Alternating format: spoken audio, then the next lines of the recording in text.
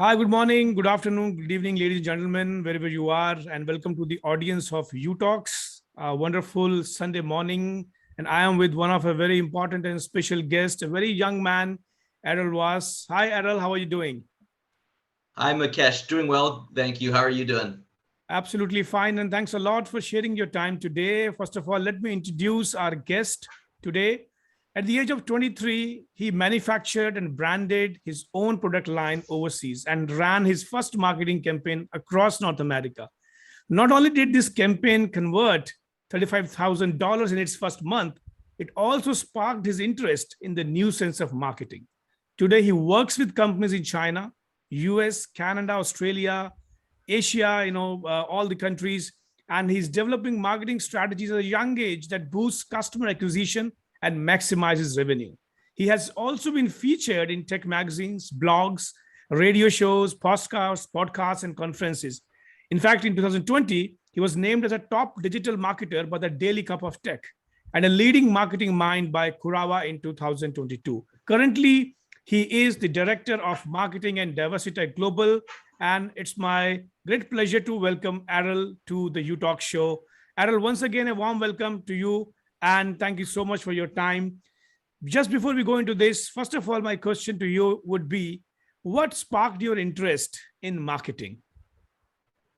What sparked my interest in marketing? You know, as soon as I graduated out of university, I worked for a friend's family's marketing company, and I just fell in love with it. I like that you have to come up with a hypothesis and test different strategies and see what works and see what doesn't. So it's an industry that's continually growing and a lot of excitement. So I think that's what got me interested in marketing. Fantastic, fantastic. And then I also know that you have been doing a lot of consulting and helping the companies to do sustainable marketing and different things in the retail industry. Just and because retail is an segment where all the consumers or even people like us are all somewhat aware touch with different products. So we were very interested to know what are the fastest growing trend in retail. Yeah. So the fastest growing trend in retail is sustainably made and sustainably marketed products. And there's a few studies by Deloitte, which is a massive retail insight company. Mm-hmm. And one of the stats that they gave really stood out to me. And that's in 2021, sustainably made and marketed products grew 7 times faster than their non-sustainable counterparts.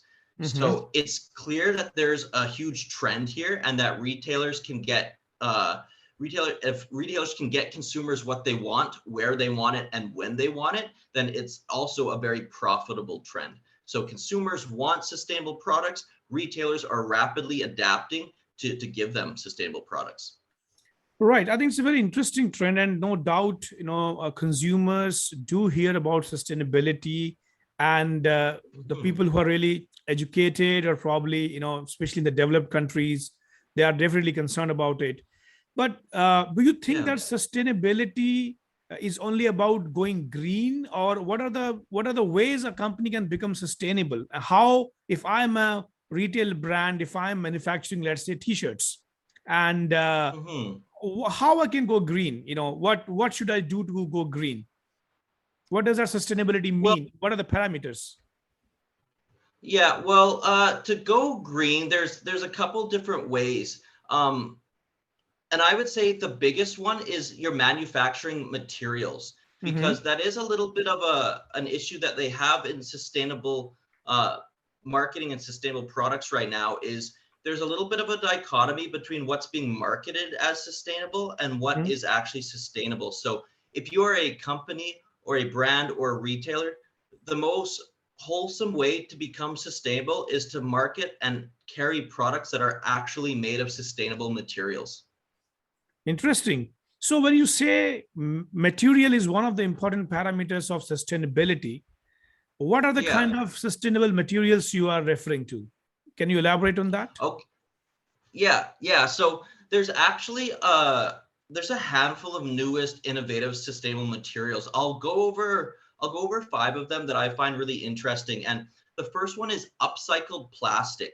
Now, the difference between upcycled and recycled is this. So upcycled is when you take a product that's maybe less value, like let's say a pop can, and you upcycle it into something that's more valuable, like the Right. plastic interior of a car. So upcycling is when you might take 5,000 plastic pop bottles and make them into like the plastic interior of a Mm-hmm. car. And Okay. recycled is when you take a plastic pop bottle and recycle it back to becoming a plastic pop bottle. So upcycled plastic is a really big one. The next one we have here is ocean-bound plastic. Now, ocean-bound plastic are plastics that are located within 200 kilometers of the coastline. And ocean-bound plastic is a big problem because it's really destroying the aquatic ecosystem at an alarming rate. So Mm-hmm. this is a really good sustainable material to use because not only is it a very effective, very good quality material, it's also helping the environment out quite a bit. Um, Third one is algae bioresin. Now, algae naturally occurs in aquatic ecosystems, but Mm-hmm. too much of it can actually be detrimental to the ecosystem. So there are some companies that are able to harvest this algae and refine it into a material. The material can be plasticky, maybe a little bit rubbery, but they can refine it into a material that can be used for other products. Mm-hmm. A big one, and I think everyone knows about this, is recycled aluminum. Mm-hmm. Recycling aluminum has been around for a while. And the two more that I have, which are pretty interesting, is PLA bioplastic. And Mm-hmm. PLA bioplastic is when 100% of the plastic is biosourced. So it's made out of renewable resources, particularly like corn or sugarcane. So that's an interesting one. And I Mm-hmm. saved the coolest one for last, which is coffee husks. Now, coffee husks are that papery material that come off the coffee bean. I don't know if you've ever like Right. cooked a coffee bean, but there's a paper material. And before they used to just kind of throw this stuff away, but now they can actually take that material and refine it into almost like a type of plastic. And Mm-hmm. the coolest thing about this material is when it's refined into a new product and you smell it, you can actually smell the coffee a little bit. So I find that one to be really interesting. Wow. Wow. This is really interesting. I think the Yeah. all the materials, the sustainable parameters of the material you mentioned, and if I look at, yeah, so maybe a little bit dig deeper into what you described. Let's start from the upcycled one. So you mean to say that Okay. a lot of plastic which is being collected, if that can be upcycled into high value products, but what are Yeah. the challenges in that? In upcycling, when you do that, what challenges the companies may face? Well, I mean, the challenge is that upcycling is you need a lot of product. For instance, if you want to upcycle a like I like using car interiors a lot. There's a lot of plastic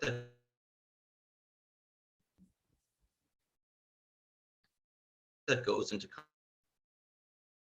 Yeah, I'm experiencing some pauses in your video, Errol. cars, and you know this. You've been in the automobile industry, bringing all this material together, refining it. Oh, okay. Is it okay now? Your video is paused, but I'm able to hear you very well. Please go on. Okay. Now it's Yeah, come I back. can It's still come see back my. now. Now it's, Okay. yeah, go ahead. Okay. Go ahead. Yeah. So you're saying the Great. So automotive yeah, the industry. biggest Yeah. yeah, like I like using that as an example because there's a lot of plastic that goes into cars. So if there's an industry that requires a lot of material, then obviously to source all the recycled material is going to be an issue. It's going to be a challenge. So I think that's always a challenge. Fortunately, there's lots of companies that their main focus is sourcing this material, which makes it easy for the manufacturers and for the brands who actually want to get products made out of this material. They have access to it. Right, right. And yeah, that was my next question actually. That when you have described the upcycled, the ocean bound, the LJ, the recycled, aluminum, the PLA, and the coffee husk. How is the supply chain Mhm. of these sustainable materials is created? Who is harnessing this coffee husk? Who is harnessing these upcyclable plastics? Which are the companies, and how this industry is being created? Yeah, well, there are a lot of companies, I mean, worldwide. There's actually a lot in China that they do a lot of recycled material harvesting and harvesting these products. The big thing for this industry is actually the whole chain of custody of these recycled products, right? Because Mhm. I mean, there's a lot of logistics that are involved from harvesting these products to getting them to suppliers, from getting them to the manufacturers. And a big issue that, well, before they were having is how do you really certify this chain of custody, right? I Mhm. mean, sustainably harvested products, they do come at a bit of a cost increase. And so, um, companies sometimes do like to cut corners, or they do like to find ways to bring their costs down. But fortunately, in the sustainable market, there is a governing body that kind of ensures chain of custody of these products and makes sure that from right from when they're being harvested, refined, and shipped out, the whole logistic stage is actually monitored and audited. So that really helps keep the whole industry in check. Right. Now, let's say, once you have the established supply chain of these sustainable materials, which are important for the sustainable product creation, what is the problem? What problems is marketing is causing to this sustainable product industry? What problems it is causing? Yeah, see, marketing is causing not causing a problem, but is kind of like highlighting a problem, I should say. Mhm. Consumers are buying products that are sustainable. Now, one problem is that's arisen is that marketing teams are starting to overreach with their claims of what is sustainable and what isn't. And so in the process, some items that technically are not sustainable are being Mhm. marketed as such. So there Right. is a bit of a gray area between what's really sustainable and Mhm. what can be marketed as sustainable. And some marketing teams, some companies are kind of using that to their advantage. So, for example, a product that might be made out of totally non-recycled or sustainable materials may be packaged in sustainable packaging, and then that Mhm. package may include a recycled logo on it. So when a consumer comes by, they may see that and say, "Oh, this looks like a sustainable product," and they purchase it thinking that it's a sustainable product, but really it's just maybe some cardboard packaging or another recyclable packaging. Yeah, So absolutely. this, yeah, I think that is the one yeah. thing which I just wanted to understand, and for our audience as well, that you see a lot of products being packaged, and while it is not 100% sustainable, maybe the content inside is a normal one, but that 2% or Mhm. 5% of packaging cost of that material is just sustainable. So do we call that sustainable? Yeah, you see that there's the gray area, and it really depends on the certification. And I talked about the certification a little bit before, but the big one, the industry leading certification, is Mhm. the GRS recycled standard, the global recycled standard. That's what GRS stands for. Right. And there's different classifications in the GRS, and that really depends on the percentages of recycled materials. I Right. don't know off the top of my head the exact percentages for each classification, but I believe it's something like over 20%. There's one for 100%, and there's one everything in between. Okay. So you mean to say that the it still has, because I was also reading and then I recognized that people are promoting sustainability by saying that in our company we are using paperless processes. We don't use paper in our Mhm. company, and we are following sustainable processes. Or maybe we are buying back whatever products you're buying from our company. We can buy back to promote sustainability, or of course upcycling, or if you want to throw away your product, we can donate. You can donate it through our Yeah. website, or maybe the clean energy, the solar, etc. So in a way, there are multiple parameters by which people are trying to promote sustainability. So Yes. therefore there are gray areas. And how do how does these retailers and consumers can protect? Then how can we really protect? Is there any agency who can certify that this is 10% or A rating or B rating or C rating? Is this being done? Yeah, for sure.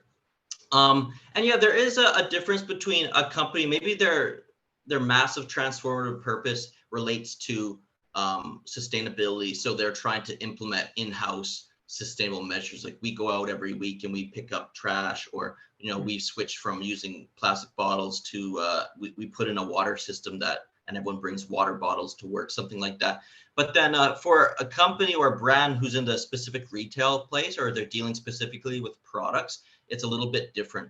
Now, for retailers, it's important to protect themselves because really it's their credibility on the line. So if a retailer is selling a sustainably marketed product, but it actually isn't sustainable, it's a really bad look if that kind of comes to light, and it has in the past, right? So luckily there are certifications and bodies that do govern. And like I mentioned before, the GRS, the Global Recycled Standard, is the industry standard.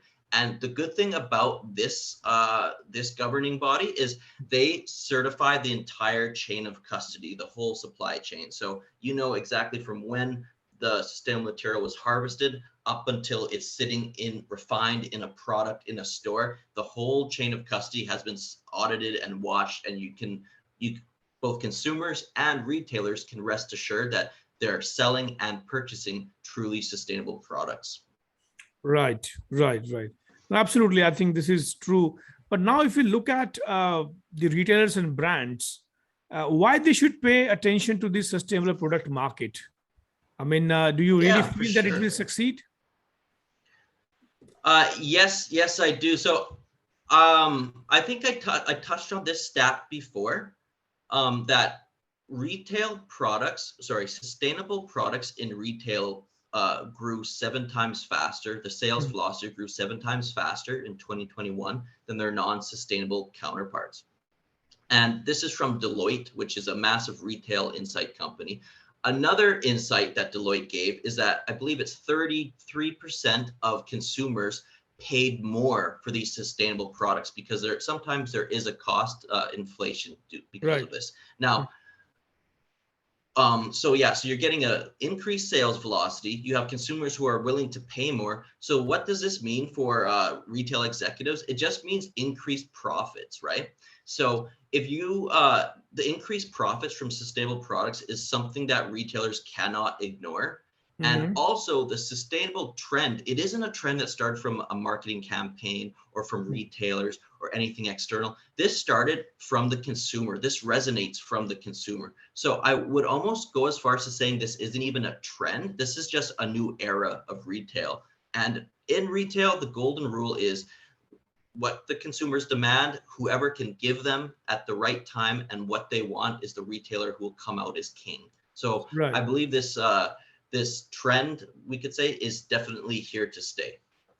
Is there any research which says in general that how much percentage consumers are willing to pay for a sustainable product? I haven't come across that statistic yet, but I imagine there is. And like I mentioned, Deloitte. Deloitte is a really good retail insight company. They have the best data, the best reports, and they have a ton of data on sustainable Mhm. retail. I guess if anyone is interested, really check out Deloitte, read through their materials. You could probably find out that answer. But they do know that consumers are willing to spend more and Mhm. they're willing to wait longer for sustainable materials or sustainable products. So there is definitely a demand, and so it's something that retailers cannot ignore.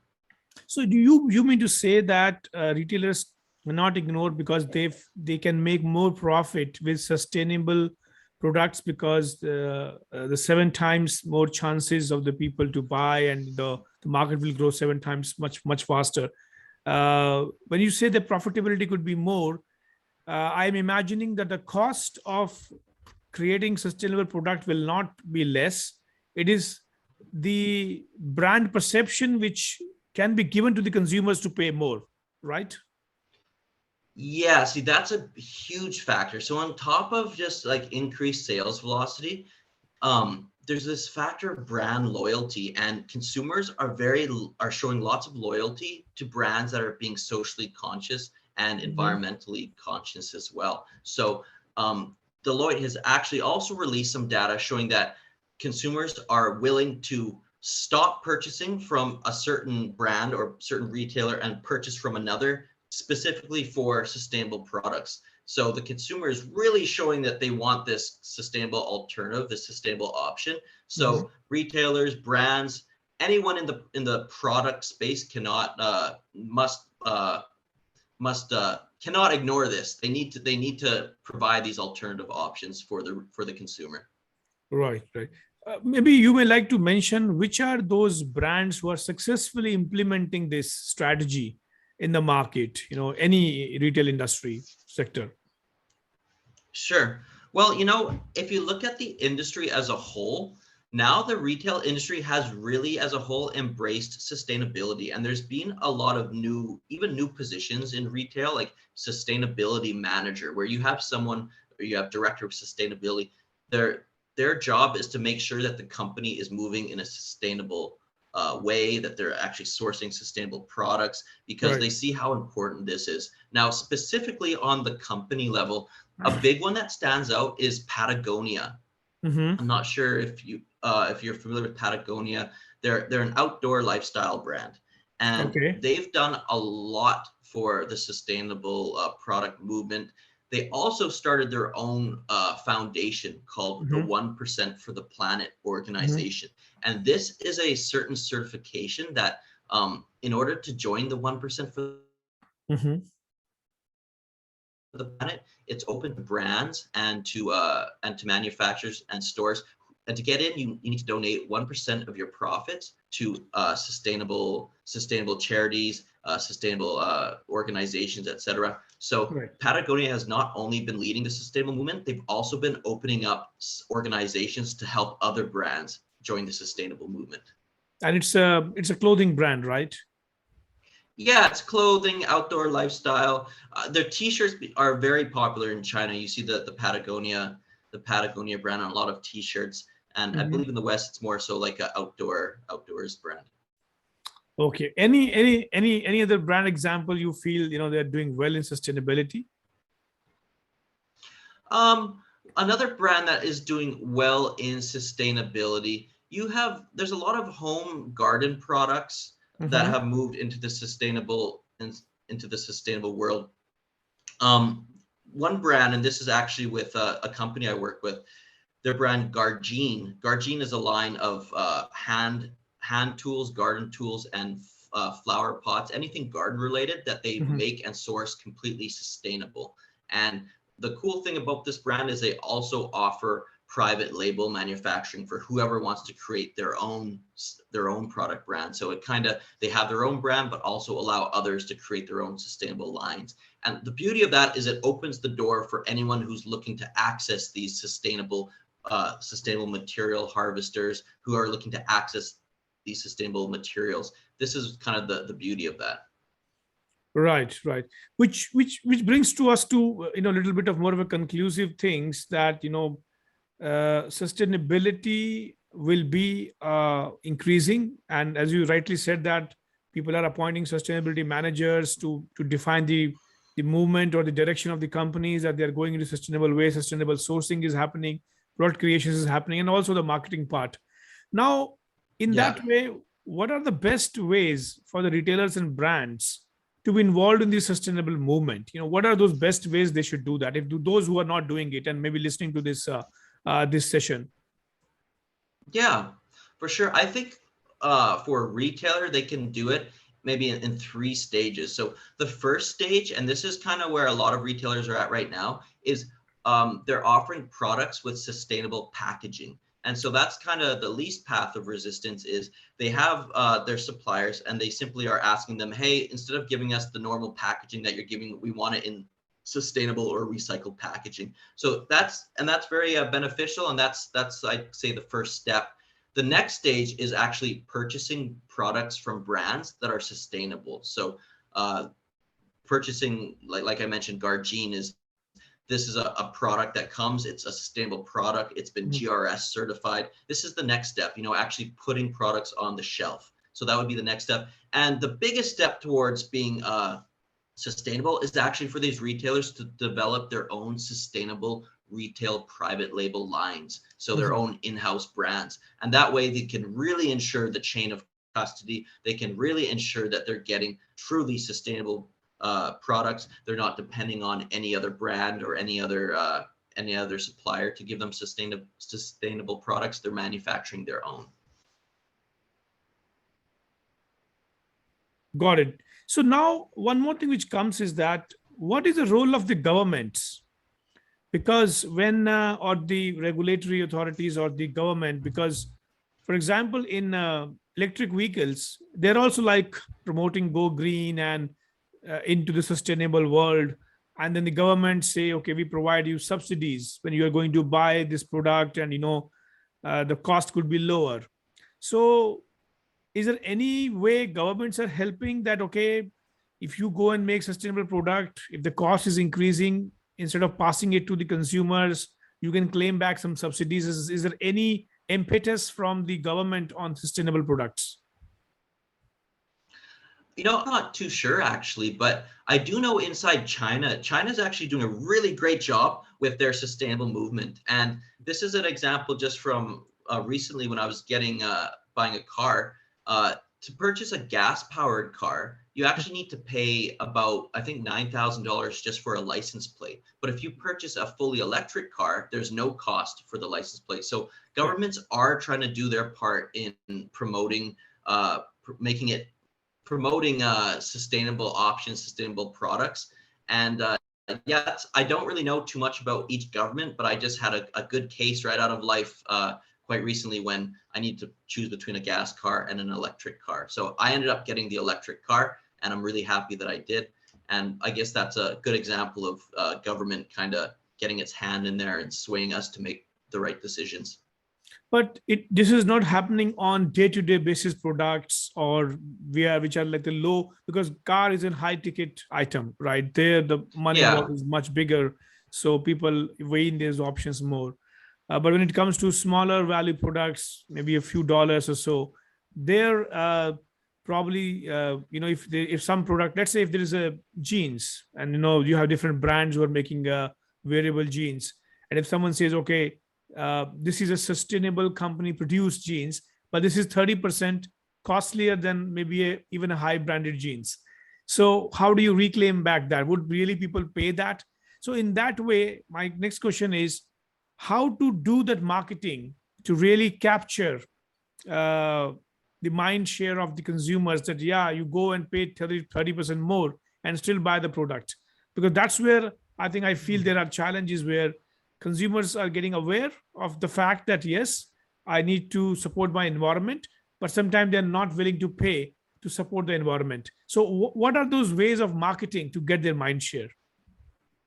Yeah, well, I feel, at least for my generation, I've been marketed to my whole life about the environment, helping the environment, changing the environment. So I feel like this is a message that's really been ingrained in all of us, and it's a very positive message we need to change. So the task of marketing actually isn't the biggest hurdle. I think people understand this message through and through. They understand the importance, and I do know that maybe if there is a bit of a cost increase, that some people, maybe you can't afford the sustainable alternative, and that's fine. But for the buyer that has the money, they're usually choosing the sustainable alternative. And there's been lots of data to back this. I'm not too sure about which governments are doing what in terms of incentives. Right now, I do believe that the consumer is kind of picking up the tab a little bit on sustainable products. But that's going to change as sustainable product technology kind of develops. The costs are getting down, the costs are getting lower, and I believe that governments will be getting more on board, helping these sustainable products, these sustainable brands, and these sustainable retailers, giving them incentives to move in that direction. So Right. I think we're on the right path. Okay, so let's say after 3 years, a lot of companies move into the sustainability world, and now let's say at this point of time there are 10% companies who are doing sustainable things, but after 3 to 5 years there are 80% doing. Now in that crowded thing, when everything becomes same, how to differentiate the product in sustainability? Yeah, that's a very good question, and that's I guess we're gonna find out that question, because yeah, you'd say a new trend now, but eventually a trend does become saturated, especially if there's money involved. It's a highly profitable sector, so it is going to get saturated eventually. And one thing that I'm predicting is the chain of custody and the certifications. I think there's going to be a bigger increase in having your product certified properly, and that consumers are going to be more knowledgeable about certain certifications. And I think they're going to look for products that have certain certifications. So it won't just be about choosing between sustainable and non-sustainable. It's going to be, I have 5 sustainable options to choose. What certification do I resonate with the most? What are these certifications? How are they giving back to the environment? There's going to be a big kind of spider effect where it's not only going to be about the product, it's going to be about the certifications and the charitable process behind these certifications. It's going to be, the power of everything. So I think that's how sustainable products are going to need to differentiate themselves once the market becomes saturated through charitable donations, helping the environment, and so on and so forth. Right. I was talking to one of an academic professor, and we were discussing a similar topic because United Nations has their 17 Sustainable Development Goals. They call the SDGs, and we were discussing that as a consumer, it may not be just about sustainable products. Probably it would be about sustainable living. So, and in that case, it will not probably the products, probably the business models will become sustainable. So let's say after 10 Yes. years, I might be owning a house where there are different things and there are different companies offering me services to make sure that the things inside my home, house, my products, my variables, etc., all are taken care of in such a way that they do not create any additional burden on the environment, and they will refurnish it, refurbish it, or renew it, or they will take buybacks, so that it can reduce the total cost of ownership, and also it will reduce the impact on the environment. And we were just discussing these things.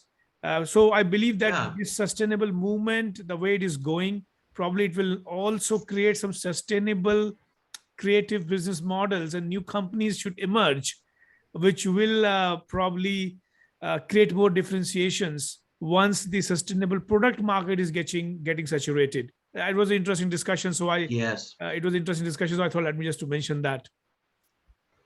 I believe that's right. There's going to be lots of interesting sustainable business models coming out, and so it's exciting to see what happens. Right. So, in finally, what are the most important takeaways from this sustainable product movement? Any takeaways you want to highlight, Errol? Yeah, well, I'd say the most important takeaway to come from the sustainable product movement is that this trend is not something that was started by, like I said before, a marketing company or started by the retailers or anything like that. This is a trend that's been encompassed by the consumer. The consumer has a genuine want for these sustainable products. And whenever the consumer really wants something, that's a big driving force in retailer. So I don't think that sustainable is going to be a trend for much longer. I think we are just entering in a new age of retail. So the takeaway from all of this would be we've entered a new age of retail, and both retailers and brands need to adapt to this in order to maintain their current customer base and find new ones. I think this is just going to be imperative to remaining successful as a company and as a brand in 2022 and beyond. Fantastic. I think really, really well summarized. Very interesting discussion that we have already entered into this new age of retail, where the digital marketing, the digital e-commerce, and the accessibility, affordability, and scalability of everything has changed.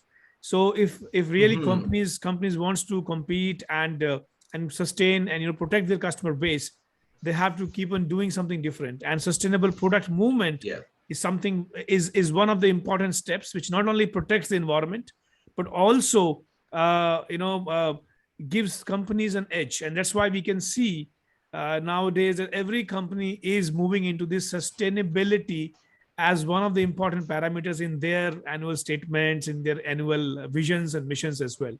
So I think Yeah, it's a very important topic we touched today, Errol, and I learned a lot personally. Especially, this is an area which, on the surface, we are all aware, but sometimes we don't go into deep.